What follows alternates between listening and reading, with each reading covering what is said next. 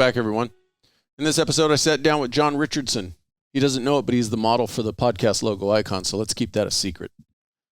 He's an honorably discharged Marine Corps veteran, and he was with the Orange County Sheriff's Department from 2007 to 2019, spending his last 9 years as an assistant team leader on their SWAT team. He's now a security consultant for a company that unfortunately must remain nameless.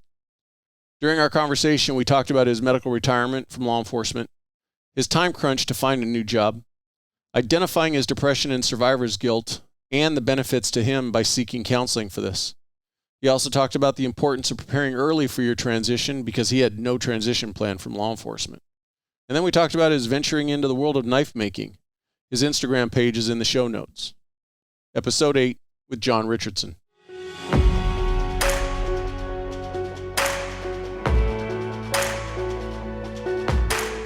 This is the Transition Drill Podcast. I'm your host, Paul Pantani, and I've been a police officer for 30 years. I'll be having interesting conversations with guests who are former first responders, military, or both, and who will explain their experiences with their transition. I cannot say this enough. Prepare today for your transition tomorrow.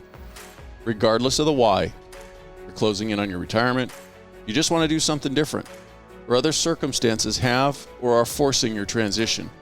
I believe this podcast will be beneficial to you. Thank you for taking the time to listen. Let's get into this. So where'd you grow up? Orange County. Grew up in Tustin. Started off in Orange. My family got divorced and ended up moving into Tustin. And subsequently, that's where I'm still at. Just bought a home, so I stayed in Tustin. Cool. Are you from a law enforcement or military family? No. My grandpa was a Marine. He was in the Frozen Chosen. But we weren't really a very military forward family, so to speak. I mean, obviously they would still support law enforcement, military, things like that, but there was really no major presence of that in the family. Brothers, sisters? I have brothers, but no. Any of them go towards the military or law enforcement route? Yes, my older brother, he actually enlisted after me. It's funny. He's always... My dad would say my brother would see a puddle and walk around it. I'd see the puddle and want to see how deep it is. So it was right after September 11th, actually. I was going to Irvine Valley College, really not taking my education too serious at that point. I think I was 19. After the attacks of September 11th, it really just started to manifest in me that I wanted to do something about it. I remember one of those aha moments was I'm driving down the freeway and I see a big old, IE Brodozer driving down the freeway with a couple American flags on each side. And honestly, my first thought was, we can do better than that. What are you planning on doing once you get home and take those flags out? And that's when I really started to get that bug. In a true Marine Corps fashion, I go up to the recruiting station. There's, all the different branches lined up, and I just go to the Army right out of the gate. And it was late at night. I went outside. They were the only ones with the flyer out. So I grabbed the flyer. I'm just kind of looking at it. And all of a sudden I see this Marine, and he's just textbook Marine. I mean, he's just jacked up, the perfect high and tight, good looking guy. He just pops out and he's like, "Hey, you need any help?" And me being naive and 19, like, sure. And he brought me into his office, and I enlisted right then. And then January of 2002, I went to boot camp. Oh, okay. After I sorry, go ahead. Going backwards. So growing up as a kid, was law enforcement or the military kind of not on your radar? Not one bit. What were you, no. What was your plan? Or did you kind of have one? I didn't have a plan. I really didn't. My dad's a physical therapist. So I was entertaining going into the medical field, following his footsteps. He was always able to provide for us as a single dad, and he's a hard worker. And so that was kind of the direction I was planning on going towards. But, after that tragedy of September 11th, it just kind of changed directions for me. And so the Marines were literally just the roll of the dice. They happened to be the first. If it had been flipped, you could have ended up in the Army. Very well could have. Absolutely. I was very open. Like I said, I just wanted to go bring the fight to the bad guys. I didn't care what uniform I wore at that point. In hindsight, I am so grateful I joined the Marine Corps. It has opened up so many opportunities for me and just given me a vantage point that a lot of people don't get or don't have. But so during that time, graduated boot camp, went to SOI, School of Infantry at Camp Pendleton, and immediately went to 29 Palms. And it's kind of funny, growing up in Tustin, Camp Pendleton's, stone's throw away. And out of my SOI class, hypothetically, let's say there was 30 of us. I want to say 4 or 5 of us went to 29 Palms, which I was one of those. Then everybody else stayed at Pendleton. So I was just like, oh crap, I was thinking I was going to be super close, but I mean, there was guys in 29 Palms that were from, the Midwest, the East Coast. So I was still grateful. But during that process, somebody from the Midwest though, 29 Palms had to be culture shock from hell. That's what we say. It's 29 Palms is hundreds of miles of beach volleyball without the water. So I can't imagine them thinking California life, palm trees and pretty girls in the ocean. And sorry, dude, you are far from that. Yeah, exactly. So while I was doing that, my brother always wanted to be in law enforcement, and he's definitely the brighter of the two of us. Sharp guy, educated, he has that temperament that would be great for law enforcement. And he's always wanted to do that. And he just kind of got in this cycle where he kept getting denied, to the point where, as I'm sure you're kind of familiar, that if you apply somewhere and they roll you out for a certain reason, that gets carried over into wherever you apply next. Because like, oh, why were you disqualified? Why'd you withdraw? Oh, this happened. Yeah, because you end up in a catch-22, because if you get rolled out, if you put it out on the table, trying to be upfront with it, well, then you're immediately like, okay, well, what was the issue? If you try to not put it out on the table, then it's, well, what are you trying to hide? Exactly. And side story, I'm trying to get sidetracked here, but for example, what a straight and narrow guy my brother was. He would volunteer for Meals on Wheels. Do you remember that? Mm-hmm. Delivering it to the elderly, food to the elderly. He was volunteering, doing that for quite a while. And one of his background applications, he put that he was a volunteer for Meals on Wheels. He went to apply to another agency and he forgot to put that on there. So during the background process, they're like, hey, why'd you put you worked for Meals on Wheels over here, but you left it out on our application? And I mean, you know how it is. I mean, those packets are so thick, mm-hmm. and shooting them out to multiple different agencies, he just forgot. And they said, well, for all we know, you were trying to skim something off the top or take advantage. So because you didn't put that on there, we're disqualifying you. So he definitely got a little agitated, kind of started to lose hope. And he actually applied to the sheriff's department for Orange County, where I ended up working for. And they said, hey, you need more life experience before we'll take you in. How old was he at that time? Oh, gosh, 21. Because I've heard that before. Mm-hmm. Everybody's different. Everybody's path kind of takes them in a different direction. Mm-hmm. And some people at 21 completely squared away. Some people aren't. But unfortunately, it's a subjective opinion. Absolutely. There's no pure test to say that somebody is or is not squared away at 21 until you roll the dice on them. Yeah, you open up that bag of chips and see how much is inside, you know. So he took that advice and he joined the Marine Corps. But you were already... And I was already a Marine. Yeah. So it made me proud because I've always looked up to my brother, and then to see him follow my footsteps, it was a good feeling. But he was still minded towards law enforcement. So we became an MP in the Marine Corps. He was a filthy reserve though. But I won't take that away from him. And he had a great 6-year career he got out as a sergeant. But after that 6 years, he kind of accepted the fact that he's never going to be in law enforcement. And inevitably he found some program with the Air Force where he already had his bachelor's. He found a program through the Air Force where they gave him a full ride scholarship to SC, to be a social worker. So he went to... So as a active soldier, but doing social work? Correct. Or active airman? Active airman, yes. Doing social work. Social work. And so we went to SC, graduated, and got commissioned. And he's been doing that for 4 or 5 years now. Right now, he just left Montana and he's stationed in Georgia now. He's actually attached to not an MPGs, a PJ unit.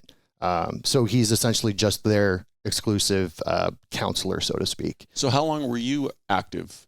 So I just did my 4 years. Went into boot camp January 2002.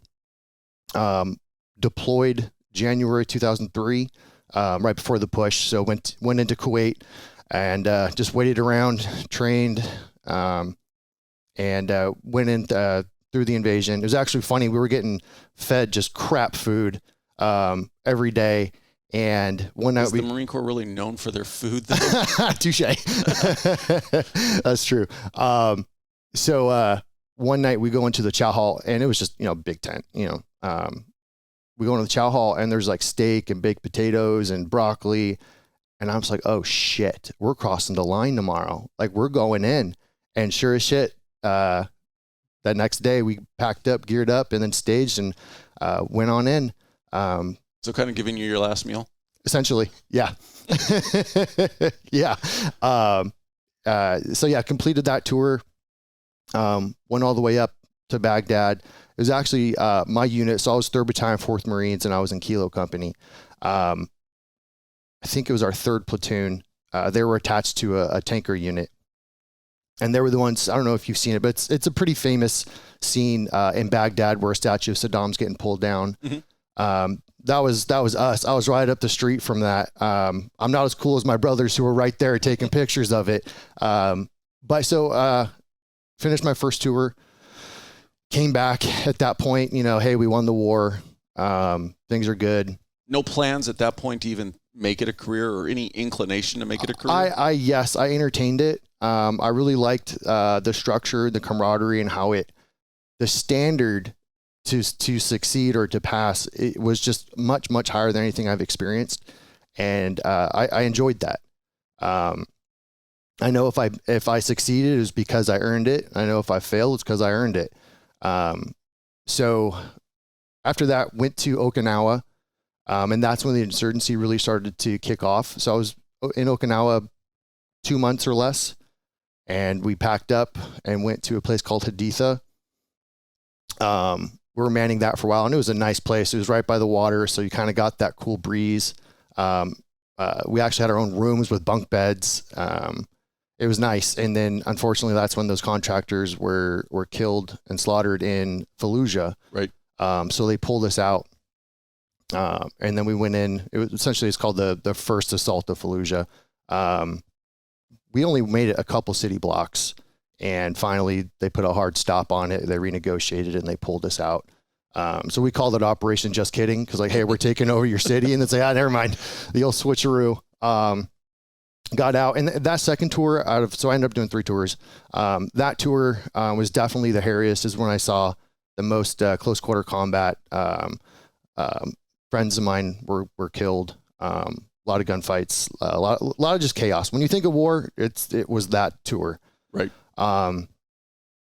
Came back. Changed your perspective on the whole thing? Yes. I remember going into any structure, you don't think about death. You almost kind of feel invincible, or it's not going to happen to me. So you just kind of throw caution to the wind. And after one of my friends passed away, he was shot and killed. After that, and I've had friends shot before, and I've had people I've known get killed, but not in front of me. Well, I was in an Overwatch position. He went into a house where subsequently he was shot and killed. You're close, but you're not right on top of it. Correct. I wasn't the entry team. I was on Overwatch. After that, it just kind of the reality of oh crap, like you can die here. Like, you're not impervious to those rounds going down range. And then I remember I didn't register that I was having those feelings until the next operation. I go to kick in a door as the number 1 man.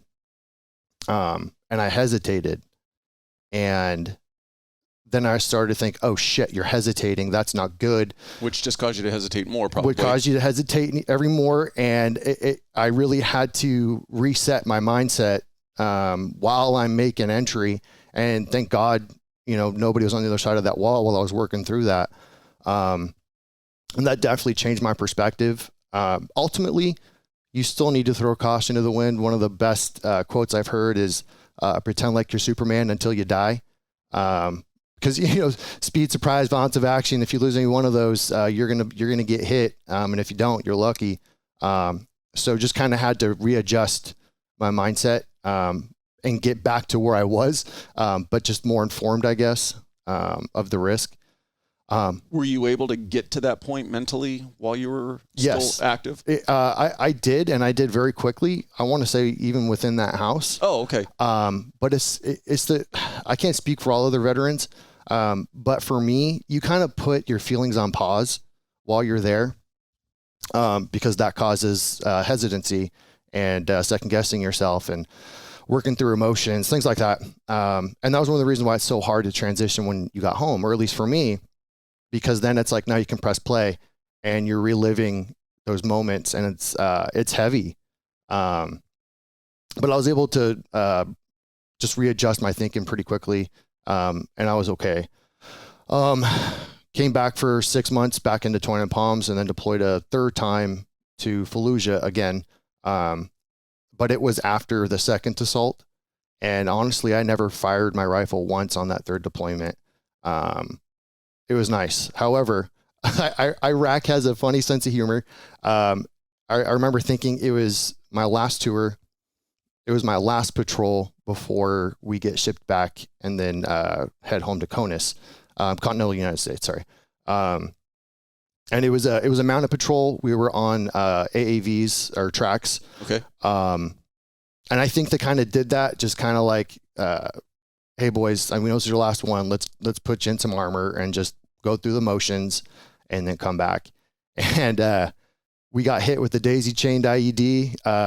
One of the tracks went down. We had a bump plan, put all the guys on the other track, probably made it, I don't know, a few feet down the road, got hit with another daisy chain.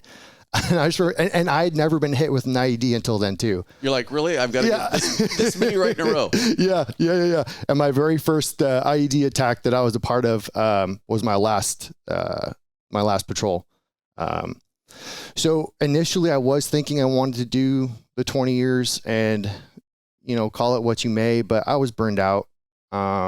It took a lot out of me. Kind of can't blame you. And you know what though? I know plenty of guys I served with that are still in. And God bless them. But that's what makes everybody different. That's true. You can't base your decisions on what somebody else is doing.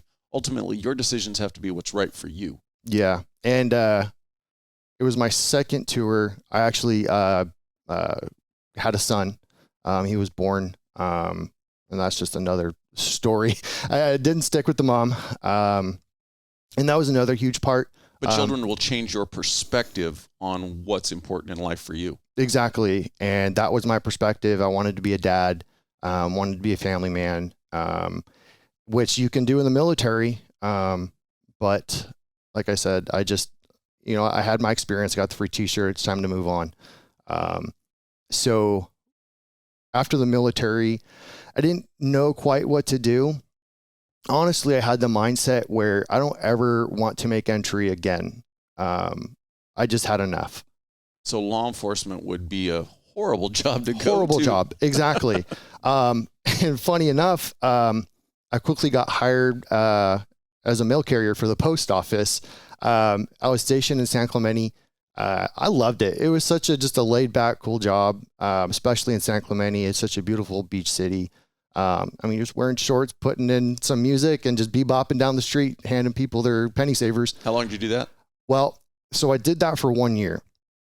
And ultimately, what changed my mind was I started to get not burned out, but John, you're settling. You're better than this. You're capable of a lot more than handing out mail. Not to say that that's an easy job. It's a ass kicker.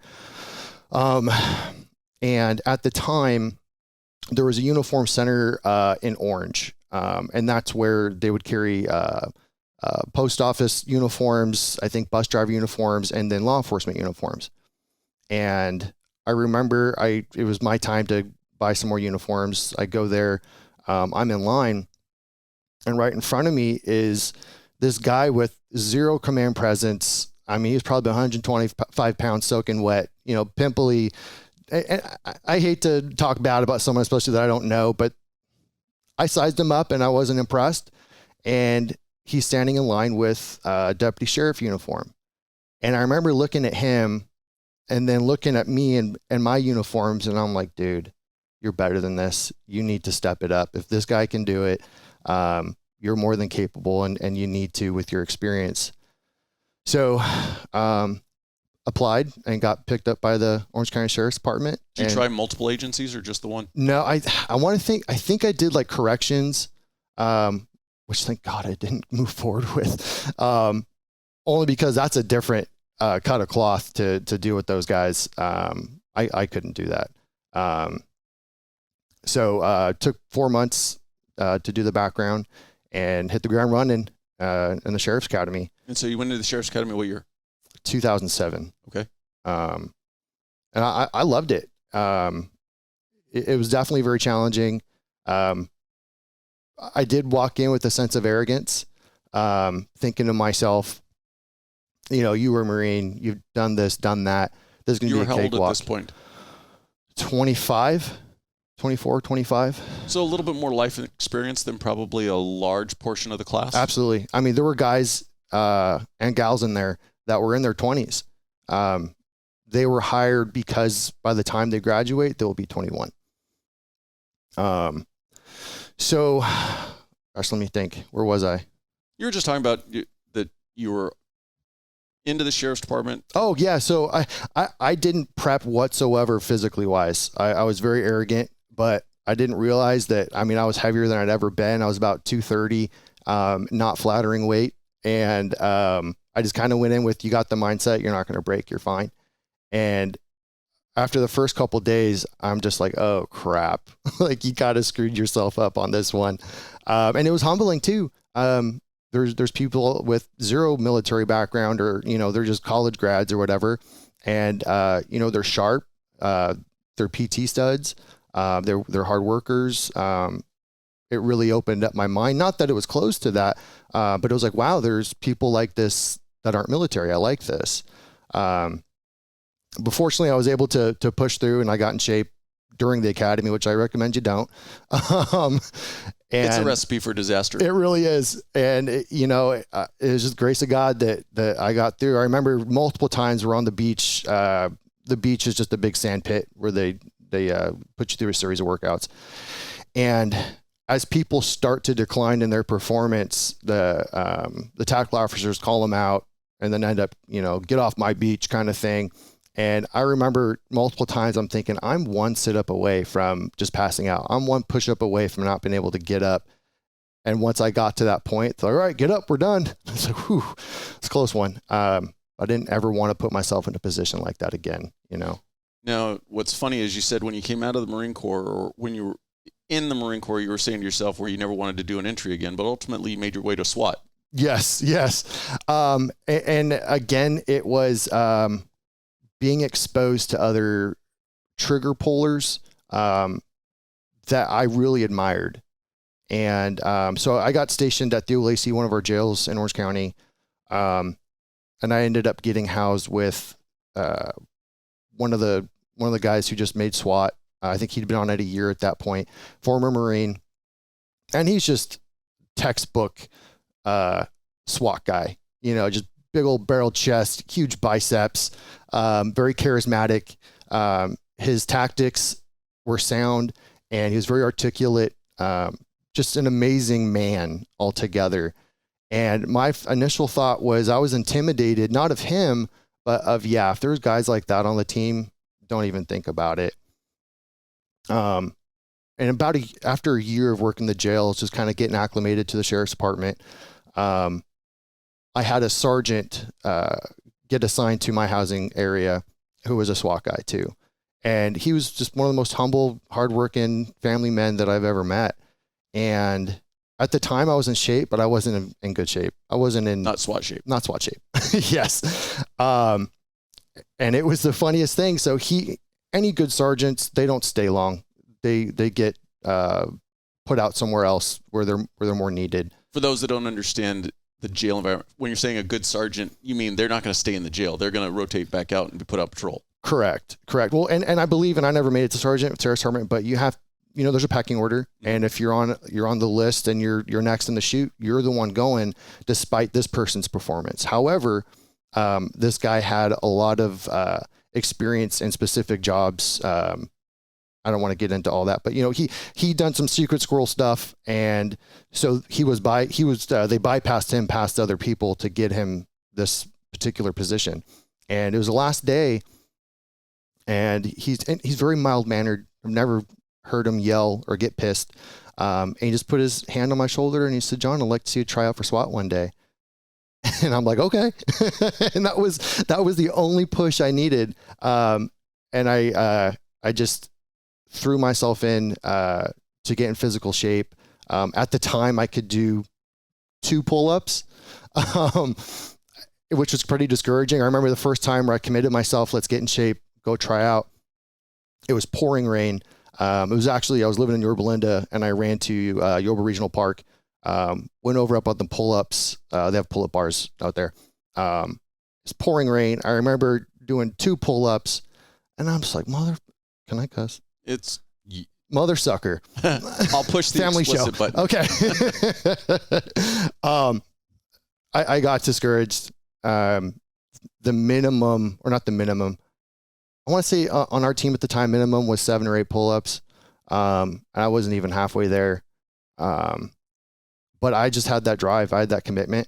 I got off that bar and it kind of had my pity party. And then I just kind of let it go and pushed forward. And I got in some of the best shape of my life. Went on, it took about a year of getting ready before the next tryouts were. And even that it was a good moment for me because I remember seeing the caliber of guys that were there and the shape they were in. And I wasn't intimidated by them. I remember having this overwhelming sense of honor that I get to be there with guys like this and compete for a job. I loved it. Like I just salivated it. It drove me to want to do better, not because I want to do better than them, but because to be in presence of such great men, you want to do your best. You don't want to let them down. You don't want to be the weak link in the chain. I don't want to let them down, and I want to let them know I belong. And thankfully I got picked up on my first time trying out. And even so on our team, you're on a 2-year probationary period. So even though you make the team, you're not an official operator till you finish your 2-year probation. So yeah, made the team. Going back a little bit. So coming out of the Marine Corps, you had contemplated the career, but decided against it. Going into law enforcement, was your goal to go all the way, make it a career? Once I made that decision that I wanted to go into law enforcement, yeah, I wanted to ride it all the way to the end. I wanted to experience as much as I could. We all have insecurities, and I definitely had some in the military. But through that, I kind of learned that, what were your insecurities? If I belong next to those tier 1 guys, if I'm qualified, if I'm good enough, things like that. I mean, I even remember when I was in the Marine Corps, they were doing a sniper in doc, seeing if guys were physically capable to actually go to the next step, to actually go to Scout Sniper School. And my platoon sergeant reached out to me. One of the higher ups reached out to me and he said, "Hey, I'd like to see you go out there and compete. See if you want to carry a rifle." And he's like, "But hey, just so you know, sometimes you're working late hours. You might have to work weekends. Like it's a big commitment, but I think you'll do good." And I thought to myself, I don't want to give up my weekends.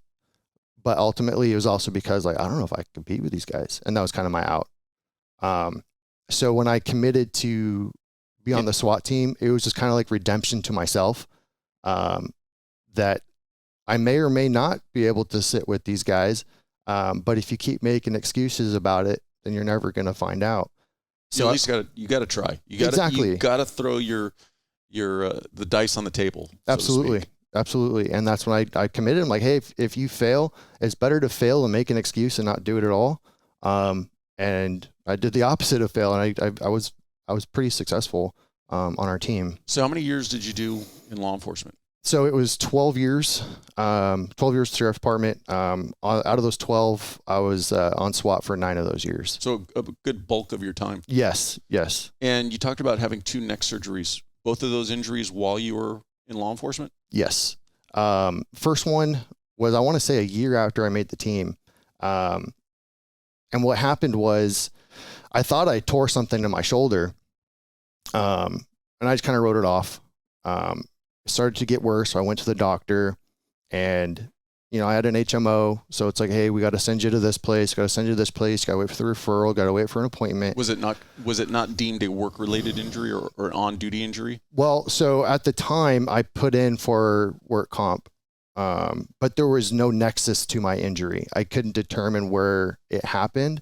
So ultimately it was denied. But my left pec and tricep completely atrophied. I would flex, and it was jello. So it came to a point where a lot of back surgeries, it's a choice. This really wasn't a choice. My doctor said, ultimately it is your choice, but if you don't do this, your pec and tricep aren't going to recover. That obviously scared me. So I elected to get the surgery, put in for work comp, which was ultimately denied. Still being newish on the team and newish on the department, I didn't want to push back. I just said, okay, whatever. That's fine. I did my due diligence, and I'll let it go. But ultimately we're able to rehab and come back to full duty. Correct. Rehab, came back to full duty. And then after that, I was actually selected to be an assistant team leader on the team, which was a huge honor and responsibility. Yeah, I was able to rehab, and I was fine. A few years after that, we were doing training, fast roping off helicopters. And I remember I slid down. I didn't fall, but I had a harder landing than I'd like. And I remember just feeling something in my neck. And I was like, that's not good. So I hit up one of the sergeants at the time, like, hey, I'm just CYA. I don't know. I don't feel anything bad yet. But something was weird happened in my neck. And his advice to me was, dude, you've already had one. Do you really want to speak up and possibly get medically retired? And that scared me. And I just said, you know what? Never mind. Don't put in the work comp paperwork. Leave it alone. I'm sure it's fine. So going back, when you had your first surgery, did that cause you to start thinking about your long-term plans, start making any even remote or peripheral preparations for if this surgery doesn't go well and I can't come back? Did you have a backup plan at that point? And that's where I feel why I was successful and why I failed, because failure wasn't an option, but thinking long-term, what if this doesn't work out, isn't failure. It's just adapting. But I looked at it as failure. So I was very one-dimensional. There was no other option but to get back on track, get back on the team at whatever cost.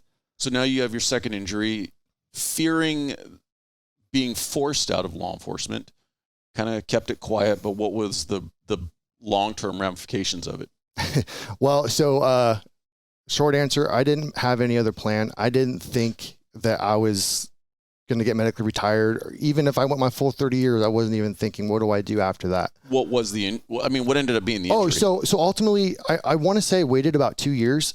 Finally, we were on a SWAT call out, middle of the night. I'm on an overwatch position, and I couldn't even lift up my neck to look through my rifle sights. And that's when I realized, okay, this is an officer safety issue. You can't even watch the guy's back safely. So I'm like, okay. I went in and got checked, and they said I broke the fake disc that they initially put in. It was C6, C7 was fused back in 2011, 10, 11. That fake disc broke broke away from the vertebrae from that landing. And since I'd waited so long to get help, the level above that has now herniated, and that's where my new current issues are. So it's challenging because, you're told your whole career, suck it up, take your ouchie pills and put on a Band-Aid and get back in the fight. And that's what I was doing, So in hindsight, if you could go back to that second injury, what would you have done differently? I definitely would have gotten help immediately. You only have one life, and regardless what the injury is, I mean, you're no help to yourself or your family. If you're a vegetable or if you end up getting a partner killed or injured because you wanted to be quiet, I do feel guilt about that still, that I could have put people in a position to get hurt because I was being selfish. I wish I got help immediately and got it checked out. Which is important to look at it from both aspects. Yes, you want to be responsible to your team and your teammates, but ultimately you need to be responsible to yourself first. Absolutely. Absolutely. Yeah, because regardless what ends up happening in the future, if you can't lead a productive, enjoyable life, what good is it? Exactly. And I also think I was still very, not immature, but just, I didn't look into the future. I really didn't entertain what happens after your career, whether it ends next month or, at year 30. I definitely did a disservice to myself because ultimately I was medically retired after that second surgery. My second surgery was 2018. And that was a nightmare going through work comp. Ended up having to hire an attorney. They kicked back my first request. It was rough, and the timeline is so spread out where, you got to wait a month to go in and see their doctor, and then they have a month to produce a report of their findings, and then work comp has a month to review and respond. And it's just absurd. It took so much time right out of the gate. First thing that I could have done way better was our department has salary continuance. So essentially you get injured, you still get paid. I didn't do that. And I remember at first, before my first surgery, I kind of arrogantly didn't do it. So I'm like, that's going to happen to me. I'm good. And after the second surgery, or after that first surgery, I kind of started to re-entertain, like, okay, this kind of sucks. You should probably do it. And I just kind of got in the groove of life. And after my second surgery, I still didn't have it. And there was a couple paychecks that I didn't get, which was brutal. Especially I was an overtime guy. I'm a single dad. I got 3 sons at home. Child support is it's rough. Now, after that second surgery, were you still kind of in the mindset though that I'm going to get back from this? I'm coming back, or did my mind started to shift? My mind started to shift because it's a rough surgery. I mean, a few years later, it's still numb where they did the cut. And that's just a few years after. I still have residual effects. I really starting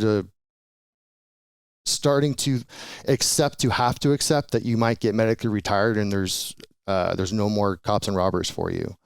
Was that hard for you? That's kind of like how I talked about when you're overseas on a tour in the military, you kind of put your emotions on pause until you come home. I didn't let myself feel that until I got more concrete direction of what was going to happen to me. And once the conversation started to come up of my work restrictions and just kind of understanding like this is the direction they're taking you, that's when I really started to really let it sink in. How soon after the second surgery did it start becoming more apparent that you probably weren't going to be coming back to work? It wasn't too long. I want to say maybe 6 months in. Could you tell it when I say in your heart, could you kind of feel like, physically you weren't going to be able to get back there? Yes. I felt, well, first of all, we're all law enforcement officers before we're a SWAT guy or before we're NARC guys or whatever. Like we have that foundation. I wasn't done yet being on SWAT. I didn't want that taken away from me. But I also knew this isn't like you can't get a knee replacement like you can for you can't get a neck replacement, right, but you get a knee replacement. I only got one neck, and I knew that I wouldn't be able to produce what I should physically anymore to be on the team, that in order to get to that higher level of fitness, and mental sharpness, I couldn't push myself to that degree anymore. Sorry, go ahead. No, I was just going to say, so other than the numbness that you're still feeling today, what's your daily life like? Are you pain-free, or do you still struggle with it? I still struggle. Actually, about a year ago, I started to get carpal tunnel, actually. There was blood coming from my fingernails. Whenever I'd fall asleep, my hands would not fall asleep. It's the best explanation I can give, but it was more than that. And that's when ultimately I went in and got checked, and they said, pressure on your C7 causes that. So are you looking at another surgery? I've already been told that I need another one.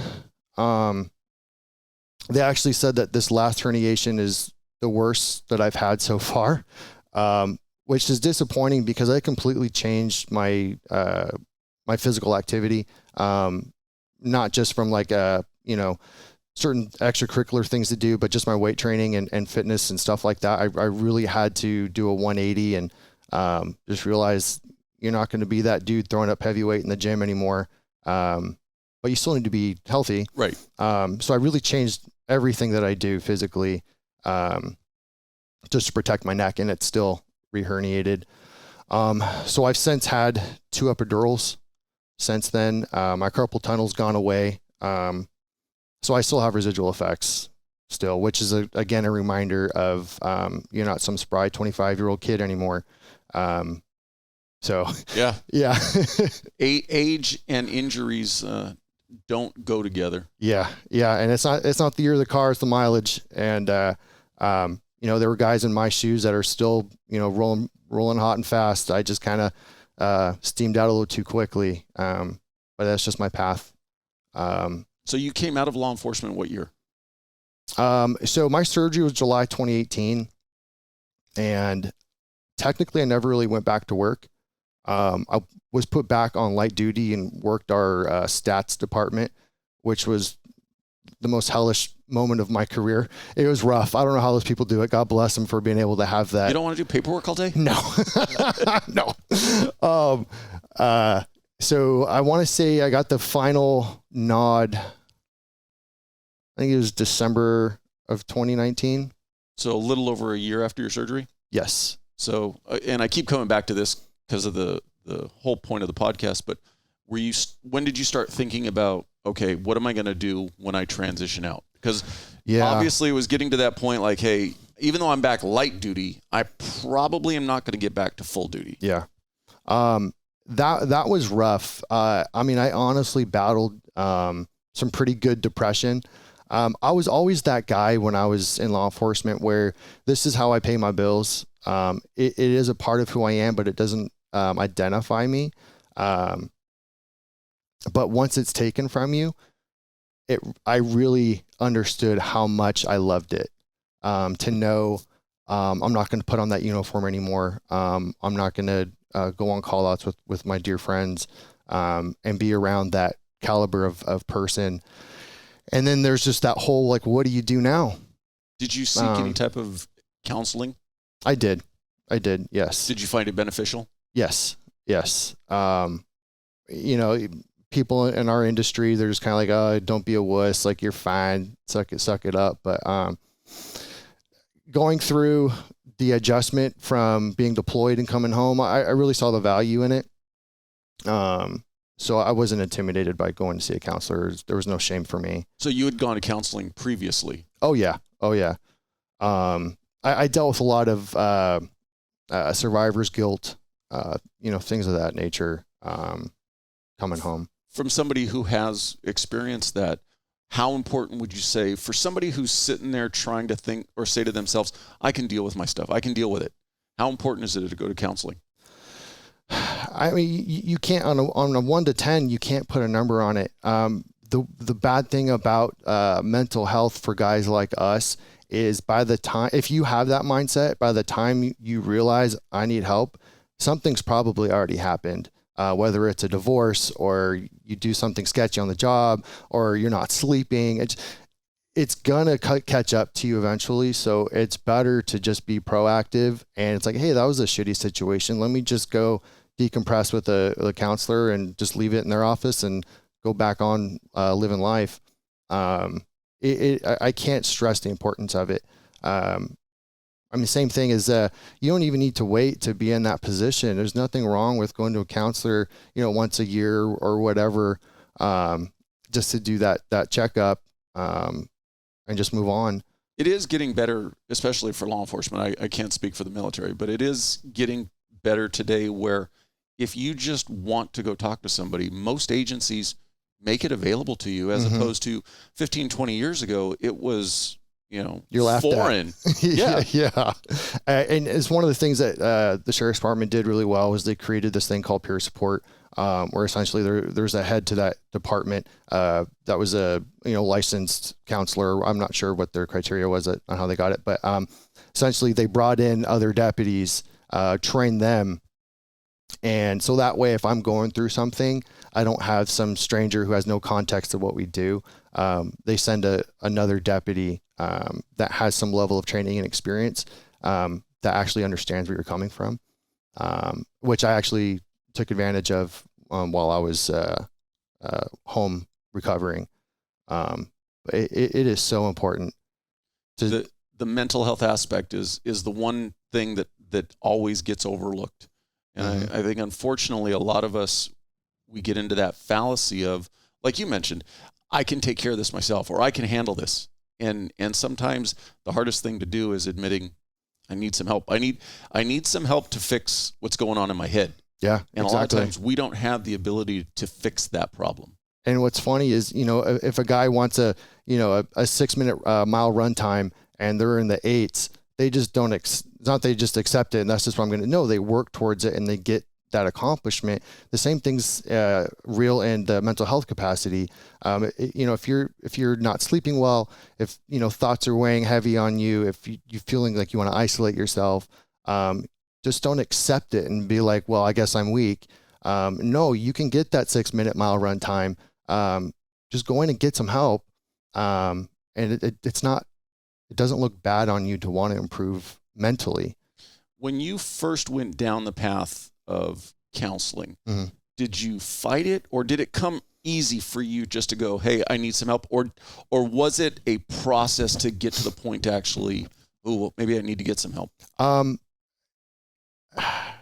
I kind of let the depression linger for a while and then I realized, okay, this isn't something you can work through on your own. You really need to get in. And then I didn't hesitate once I made that commitment to myself. What were you, looking back on it, what were you seeing in yourself in hindsight? What did you see in yourself that maybe were early indicators that either you ignored or you tried to explain away that should have been those red flags to get into counseling sooner? One was, like I mentioned, isolation. I didn't want to see any of my partners. I was a little evasive on returning text messages back. Same thing with family. Just started to withdraw. Not as like a pity party. I had no motivation. I didn't want to see anybody. I didn't want to do anything. And that's destructive, especially if you're a father. It was rough. And finally, when I realized, okay, this is becoming a pattern, this isn't just a bad day. You need some help. So that's what I ended up doing. And I was just struggling with that, that identity that was taken from me, not being able to, be a part of that family and going downrange and, bringing the heat to the bad guys. It affected me a lot. But it's a huge component of why we all get into these careers, military law enforcement, is that sense of you want to be the savior, you want to be the protector, you want to be the good guy. And you have to get that balance and realize that your personal life and your family and everything else is as important. You can't put all your eggs in that one basket of, this is who I am, and if I lose this, then I'm nothing. Then that's there's not nothing true. left. Yeah. There's so much more to each of us than what our title is. But it's important for each of us to make the rest of us as important. And one of the things I would have done differently with this hindsight, I I would have gotten into something just for me, whether it's a hobby or we were talking earlier about finishing school and going into something like business management or, something like that. Diversify your life, not just because that's going to pay dividends on the back end of your career once you retire, but it gives you another side of identity, because if something happens in law enforcement, like you said, it's gone. But if you have something else that you're doing, and it could be anything from, volunteering at a church weekly or doing some hobby. Golf doesn't count. That's decompression. You're not going to get paid to do that. That's just a bunch of alcohol with some clubs. That's true. Yeah. But it is so important to do something else to keep your mind sharp. Because if you put all your eggs in one basket, the risk of losing all that is high. So I really wished that I got into, I saw guys work in the jails, and they were real estate agents, and they sell their houses, or they sell houses on their weekends. And honestly, I was thinking, what nerds? Like, we're cops, dude. Like, what are you doing? But in hindsight, it's like, gosh, those guys were forward thinkers. There was even one gentleman working in the jails. He got his law degree, and he's now a practicing attorney. Those were forward thinkers, where at the time I was like, these guys aren't committed. They're not trigger pullers. But the thing is that we have no guarantee what tomorrow is going to bring us. Exactly. And so you may not want to do something different tomorrow, but tomorrow may force you to do something different. And so you have to have something to fall back on. Yes. Even if you never use it. Exactly. Well, and to be reactive when you could have been proactive is so dangerous when you're talking about your life. And I wish I was more proactive and forward thinking on not only what's next after this, but gosh, let me do something that's not law enforcement related that I would still enjoy. So I really wish I got into that. So coming out of law enforcement, you transitioned, I'll call it corporate security. Sure. But that wasn't your initial plan. So initially, right out of the gate, I brought up real estate. I started looking into, can I be trained to be a mortgage broker or sell houses, or what else can I do? But I didn't want to. I've got some decent training and experience in my background, and I just didn't want to wash that away. I wanted to bring that into whatever adventure I was doing next. So I got my guard card. I got my weapons carry or exposed weapons permit. In my mind, I'm thinking I'm going to try to get into do some executive protection type stuff, all while doing that. So when I was in the sheriff's department, I'd help give, active shooter classes, awareness, preparation, stuff like that. Not just to deputies, but to civilians. So I thought to myself, let me put together a package here and start trying to give out active shooter classes. But as you get into that is, a highly populated job. There are so many cops out there that are doing this hustle on the side. Law enforcement and military. Absolutely. Doing the tactical training. Yes. But not even just tactical, just straight to civilians, school and office, pre-threat indicators, what to do before, during, and after, things like that. But there was a lot of guys out there doing it, and God bless them for doing it. We got to get that word out there. But if I'm looking to make a career out of that, it's not going to work. And then COVID happened. So through that process, I'm just trying to, I'm going on Indeed. I'm creating a LinkedIn account, really starting to stress on what am I going to do? Like I mentioned, I have 3 boys. We need health insurance. The anxiety and stress was very high, and just trying to narrow down what's something I can enjoy to do that's going to compensate me to the level I want, and also be able to give that insurance for my kids. And through that process, I started branching out to other people who are retired or have those side hustles, just to pick their brains, kind of see where they are, where they started. Networking is a key component, though. I truly believe that moving on in any facet, It's that networking aspect. It's a lot of what you know, but it's also a lot of who you know. It's a lot of who you know. And if you don't put yourself out there, and that's one of those things of being proactive versus reactive. You don't put yourself out there when you have a need. You put yourself out there to put yourself out there. And when needs present themselves, you already have that plug, which was something that I learned through this process. It was usually like, if you have a need, then go and seek it, versus let me set the stage so that if there's a direction I want to go, or a direction someone else wants to go, that I fit that narrative or what they need. It's more seamless. I didn't understand that importance, and LinkedIn really helped. But also the personal relationships with other friends and even family members. I didn't want to just talk to former law enforcement guys, because that was what I was doing wrong, through my my career in the sheriff's department. Was I was very one-dimensional, which is like I brought up mortgage broker, talk to those guys, and that even led into, okay, this maybe not be for me, but if you guys want to have some very basic active shooter presentation, let me know. So that even served two different ways of me entertaining that career path. Well, hey, while we're here, you guys want to do this? And then through that networking, I was plugged in with a friend of a friend, former Marine, started off actually with Irvine PD, ended up going to Garden Grove, who's a SWAT guy. Same thing with him. I want to say he was on an activation and shots fired. He dumped off the porch to seek cover and jacked up his back. And he was medically retired. He was, he's already been medically retired for years at this point by the time I made contact with him. And he was a good resource. He's the one who actually helped me get my guard card, something that honestly I didn't even, I'm like, I got a CCW, I'm fine. I don't need to do all that. And you bring up a good point. You say to yourself that you didn't necessarily want to only network with law enforcement officers. You were looking at other options besides law enforcement type work. But at the same token, you also have to look at what's your skill set.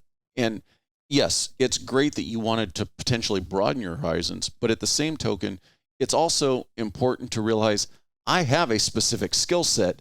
Why can't I utilize this skill set to get me to something that I'll enjoy? Mm-hmm. And the other thing too is I was trying to do all that on a time hack, where had I had that forward thinking before and started getting these balls into motion earlier before I needed to, it would have been much more seamless. So that's what added to the chaos. Was I need to find what direction I'm going to go. I need to do it now, because I only have a couple more paychecks from the sheriff's department before I'm medically retired. And yes, I get a pension from there, but it's just that pressure of I need to figure out what I want to do and do it in a timely manner. So it's added pressure where I wouldn't have had it if I already had that forward thinking. And there is a bit of a fallacy as to medical retirement and being able to support a family on a medical retirement. It isn't going to happen. No. And if you, now, obviously, in a worst case scenario, if you're completely injured to the point that you can't work, maybe then. But if you're at that level where you're just not at a point where law enforcement or the military is going to say, you're functional to be out in the field deployed, mm-hmm. but we have to medically retire you, what you're going to get is not going to support you. Exactly. So obviously it helps, but it's not enough to provide for a family. So there was a time crunch, and I was very worried and concerned. But so meeting this gentleman from Garden Grove, very gracious, very humble. He said, "Hey, let me keep an ear out for you." I want to say maybe a year elapsed where we would check in with each other periodically. He would tell me, try this direction, start reading into something this way to get you into a spot with my job faster. Ultimately, he got me in the company, and then shortly after that, he packed up roots and moved out of state. So his boss, which was now my boss, said, "Hey, why don't you take his position?" So half of it was a God shot and a miracle, and the other half was just entertaining that networking and humbling myself to ask for help or ask for direction, which set the stage for me to land in this position. And we've talked about this. You work for a company that will remain nameless. So it's to a degree, it's kind of hard to talk about how would somebody go to look for company A, but just as far as what to look for, or what should you bring to the table to be marketable, like to a company like yours? Right out of the gate, I was very naive to a lot of this stuff, but right out of the gate is have a very professional resume. Don't do it yourself. Don't have your wife help you or your boyfriend or whatever. I went on, can I mention the name of the company that does it? It's called Fiverr. I think with 2 R's. They offer multiple services, but one of them is just send them a rudimentary list of what you do and what kind of job you're looking for. And within a day, they send you a resume with like your LinkedIn plugged in and your phone number, and then just everything done, articulated in a way that corporate America would be receptive to that. So have yourself a legitimate, good resume. And, even in that, it's all about how you articulate it, where it could be a law enforcement capacity of what brought you that experience, but reword it so it sounds more cozy for, some normal business. I didn't have the capability, so I reached out to that company, and they gave me a really good resume. And put yourself out there on Indeed, LinkedIn. There was 1 or 2 more, I forget. But those were very helpful too. You're not just applying out there. If you upload your resume on there, I've had people reach out to me multiple times. So that was very encouraging too. Just to utilize that technology, and that social media, to put yourself out there. It becomes a key point that I think resurfaces over and over again is utilize resources. You can't do everything on your own. And if you try to cut some corners, save a few dollars, like I said, with like a resume, pay the money and get a professional resume done. It's gonna pay you dividends in the long run. It's an investment. It's a complete investment. So go ahead. I was just gonna say, and the whole networking thing, put yourself out there. Take the time to reach out to people today or develop those networks today, even though you're not needing, quote unquote, their resources today. But tomorrow, you're not, like you said, under a time crunch of not only am I trying to reach out and connect with you, but now I'm also looking for assistance in getting something from you. Exactly. And it's a whole proactive versus reactive, and you don't know when you're going to need them. You may know the day you retire when you're going to press play and move forward with your game plan. But game plans don't always go the way they're supposed to. For someone like me, 12 years in, it got taken away from me, and I was a deer in headlights, and I did not have a plan. And it was a sharp curve that I had to get through. Like one of my team leaders on the SWAT team would always say, when life throws you a curveball, make lemonade. And I would replay that, because obviously there's a sense of realism to that, but then it lightens the mood. It calms you down, and it's like, hey, you're not going to get through this if you're stressed out and chaotic in your mind. And that really helped me refocus as well. Now, going down the road for your future, are you still kind of tossing around the idea of your own company and maybe venturing out on your own? So I've definitely kind of geared toward this somewhat of an entrepreneurial type mindset, but not to actively or aggressively pursue those avenues, but set those stages. So if something were to happen in my current career, I have contingency plans. Not only, so I got my guard card, the weapons carry. I'm in the process right now of getting my private investigator license through the state, not just as something I can provide to the company I'm with to, bring another asset to the table, but it's something I could do on my off time or inevitably do full time if I want. I've revamped that active shooter class. I've only done a handful. But you're targeting that class to the civilian market, Correct. and how they can prepare for and address an incident if they find themselves in it. Correct. And I've gotten all that stuff just obviously through just being in law enforcement and just being able to teach those classes and hearing stuff. Great book, Left of Bang. I don't know if you ever heard of it. It's just an amazing class, just about how to be able to read people and environments to find those pre-threat indicators, how to keep an eye out for certain anomalies, to get a number of anomalies to determine I need to focus on this person based on the environment and their mannerisms, and even talks about how it's universal. There's a lot of different cultural differences as far as hand gestures and things like that. This method is universal no matter where you are in the world. So I've incorporated some of that. Do you have a company name or something as far as to yeah. It's called, I'm just giving you the opportunity. If you want to throw it out on the, if somebody wants to reach out to you. It's Advanced Strategy Consulting.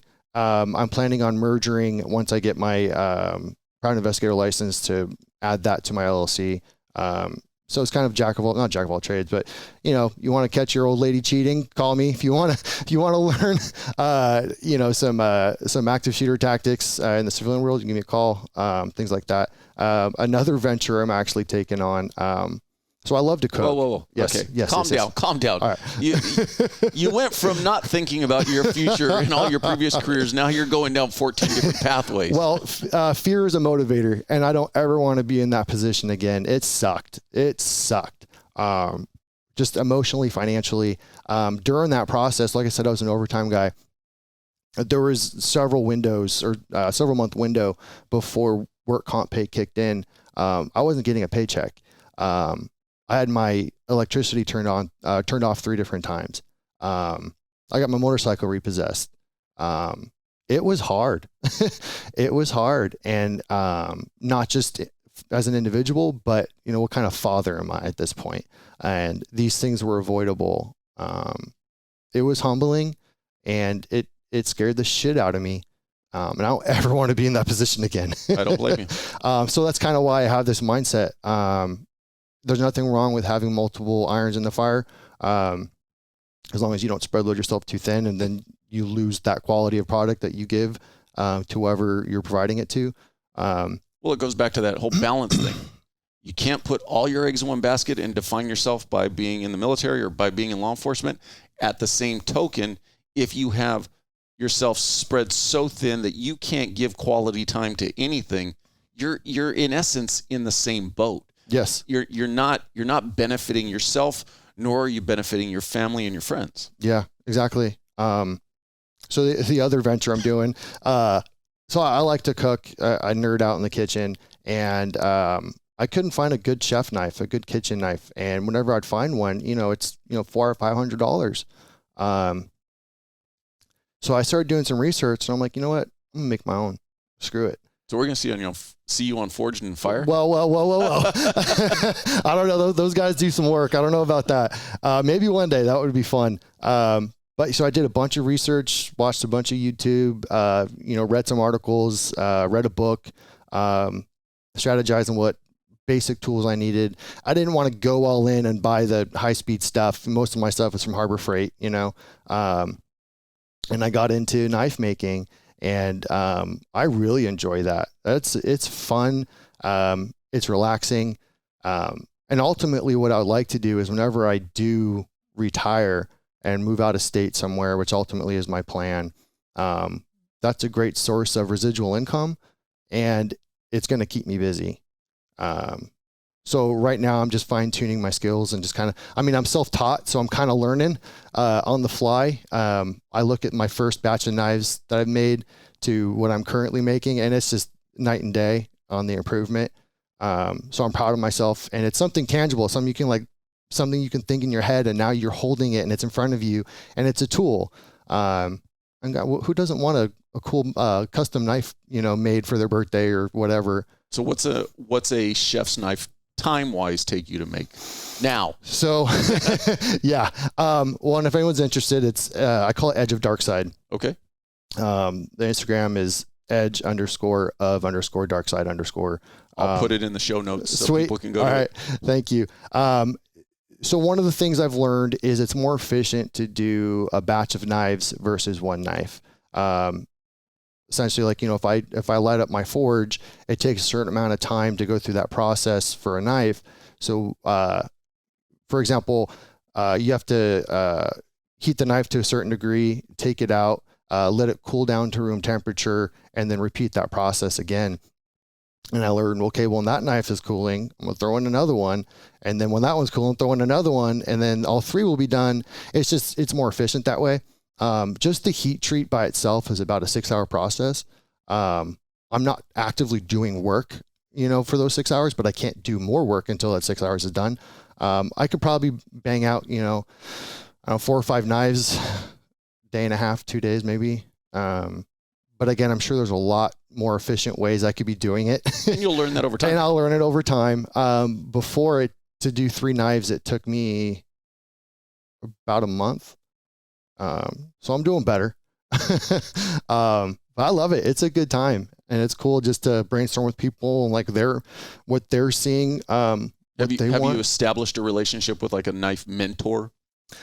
Funny enough, kind of. So there was a knife maker on Instagram I found, started following him, and I sent him a message, not expecting to reach out. And he answered my question. I was, very grateful that he did. And I did more reading, and I came back with him with more questions. And he said, dude, I could tell that you're actually doing the research, but based off your questions, here's my phone number. Give me a call and we'll talk. And he's been there for me. When I have questions, I'll reach out to him and he'll give me some direction and or answer the question. And it's been helpful. And that's a key thing for people to understand is if you're going to reach out to somebody for their advice, be sincere, be genuine about it, and don't waste their time. Exactly. Because it's going to be obvious to them if you're wasting their time. If you ask a question, take their advice to heart and go forward with it. Don't. And be ready to do what they suggest. Otherwise you're just wasting his time and your time. Funny story too. Oh shoot, I forget his name. He's a former Chargers lineman. He was the center for the Chargers for years. Big old horse of a man, typical center guy body. And he's just ripped, got a 6-pack now, very thin, very lean. And I love just the science of diet and exercise and just the balance of each and what works best for you. So your like next that. Business venture is fitness training, right? Fitness modeling. Okay. No. You're already there. Yeah. Matter of fact, don't you have a photo shoot today when we get done? Yeah, Dad Bod Central. Yeah. So I reached out to him. He's got, several thousand followers. I wasn't expecting to hear back, but I just messaged him and I just said, hey, I love your transformation. I'm not looking for a diet plan, but if you have like a book or something that you got your knowledge from, I'd like to, hear it from you. And a few days later, he messaged me back. He said, I think it's called The 4-Hour Body. I think his name's Tim Ferriss is the author. He says, buy that book, read it, and message me back. And I read it. Tim Ferriss, the same guy that has the podcast? Yes. And it was such a good book. I mean, he kind of went above and beyond some of his experiments. Talks about like the slow carb diet and efficiency of workouts, put a 30-minute cap on it. Talks about just, if you boil water and it boils, you don't have to let it boil for 30 more minutes to get more boily. That I'm sure that's a proper cooking term. It really Bring is. it to more boily. More boily. So I read the book and messaged him back, and I put in some quotes just so he knew that I read it, and told him I really appreciated his time. And he said, send me a progress picture when you get there. So it was nice, but it's that networking, and I had to be willing to put in the work that he was suggesting. Just like the knife maker, he could tell I wasn't just blowing steam up his ass. I was very interested and was willing to put in the work.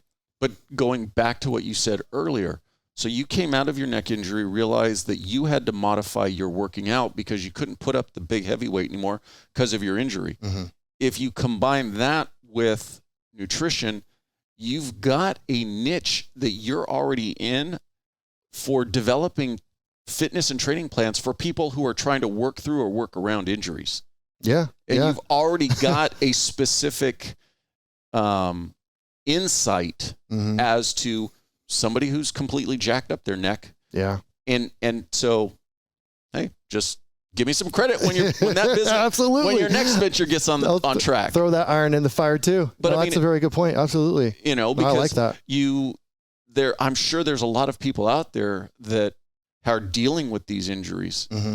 I can't speak on it. I mean, of course, I've dealt with certain injuries over time, but nothing to the extent of neck surgery and that type of stuff. Yeah. But not wanting to give up the need to be in good health, good physical health. One of my long-term goals with this is to address, keep your head right, be mentally healthy, or as I say, be the best you can be when you get to your transition point, combined with be as physically healthy so that when you do get to whatever your end point is and you just want to enjoy your life, you can go enjoy your life. So many of the people that we work with, especially in law enforcement, they aren't in the best physical health. Yeah. And it's funny, it takes so much to get in the front door and get through the academy, but then 10, 15 years down the road, all of a sudden it's like not even 10, unfortunately. Yeah. In some cases. Yeah. And it's unfortunate that a lot of other departments will have incentives, every quarter or whatever, do this physical fitness test and you get an extra $100, which is challenging because law enforcement is customer service and that's what we do. But that being said, we need to have the capabilities to stop, deadly threats or, mass incidences. And people don't take that seriously. Some people don't take that seriously. You shouldn't need an incentive. People are depending on you. They may not need you till, 3 or 4 months or a year down the road when an incident happens, but you need to be ready for it. There's somebody who needs you every day, and that's your family. Exactly. Your family is expecting you to come home when you go to work. Well, and even more so than that. And your partner's families are expecting their loved ones to come home when they go to work. More importantly than that, too, is your relationship with yourself. Sure. You owe it to yourself. You want to be in the best position to be successful. I couldn't say this, being in law enforcement, but one of my most favorite quotes ever, be polite, be professional, but have a plan to kill everybody you meet. And you can have that mindset, but if you don't have the capabilities to carry that out, if you need to, you're doing yourself a disservice. So yeah, I don't understand why that happens either. And the one measurable stat that can't be measured is, what does your physical appearance have on a situation? The same way you're sizing them up, they're sizing you up. Yep. But there's no way to measure how many incidents didn't go a certain direction just simply by your command presence, and how you and your appearance is a large portion of that command presence. Can de-escalate without saying a word. Absolutely. And it doesn't even be to that level. If I get dispatched to a call and it's just some civil matter, and let's just say it's an older gentleman and, I'm in my early 30s, late 20s, and I show up and I look like a freaking wet sandwich, he's not going to take me seriously. But if I'm professional and I look squared away and I'm in somewhat decent shape, he's going to listen to me. And it makes my job easier. It's a better way to serve the public, is just to be that representative, and to be able to carry any mission out, whether you're, helping ducks cross the street, which I was dispatched to something like that before, all the way to trying to subdue a violent suspect. That's a completely different coffee table book. Everybody who's been in law enforcement has that story that if they told somebody that they were dispatched to that given call. Now you give me a call when you get that $1 million idea out there. That's a good idea. Just all the story. Everybody wants to hear about the high speed pursuits. Let's talk about all of the calls that somebody will go, really? You were sent to that? Yeah. Those head scratchers. Well, man, I appreciate you being here. Absolutely. Thank you for Anything having you'd me. like to finish off with? Any words of advice to somebody who might be in your same shoes? Or It's never too early to plan. Diversify. Not just you financially, but just for your own headspace.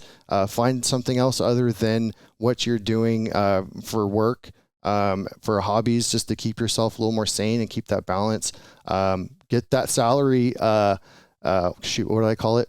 Salary continuance. If something were to happen, that way that your bills are paid for. Find a hobby. Start planning for the future, because that future can come tomorrow, and you need to be ready. And it's not that hard. And throw your Instagram page out there again. My knife one is Edge of Dark Side. It's edge_of_dark side _. Working on some merch, some swag right now. Just some hats, shirts, stickers, things like that, just to help, so I can buy some more materials and some better tools and stuff like that.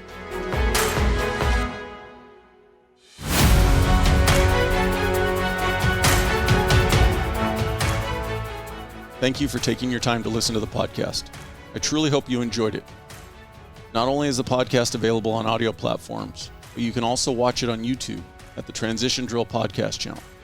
The best way you can help the show is by getting the word out. Please subscribe for future episodes.